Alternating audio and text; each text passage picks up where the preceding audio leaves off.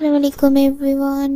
আজকে তোমাদের দেখাবো কিভাবে টাচ সিল্কের মার্কার ইউজ করতে হয় এবং শেডিং করতে হয়।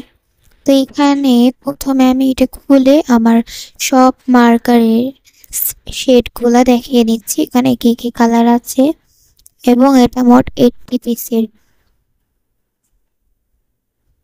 তো এখন আমরা দেখব কিভাবে শেড করব। এখানে আমি যেভাবে করছি এভাবে অনেকেই করে থাকবো, কিন্তু এভাবে করে দুইটা কালার যে ইউজ করা হয়েছে এটা বুঝাই যায়, তো এটা শেডিং করা যায় না। আর আমি এখানে ইউজ করেছি রেড শেডের 4 vivid red and 16 coral pink. এই দুইটা দিয়ে আমরা এভাবে শেডিং করতে পারি। এভাবে শেডিং করার সঠিক নিয়ম হলো এটাই। এখানে তারপর আমি হলো গিয়ে গ্রিনের 4টা শেড নিয়ে নিয়েছি। তো এখানে তোমাদের একবার স্পষ্টভাবে দেখাচ্ছি যে কিভাবে আমি শেডিংটা করে থাকি।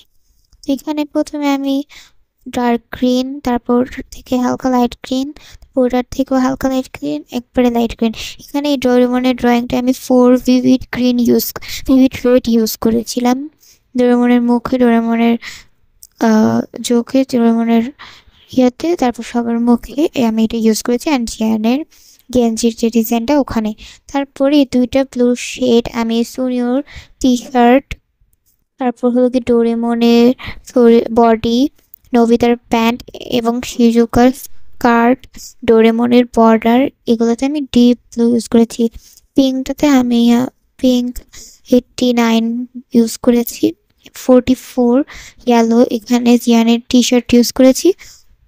অরেঞ্জ 140 দিয়ে আমি সবার জিপগুলোতে ড্রয়িং করে দিয়েছি।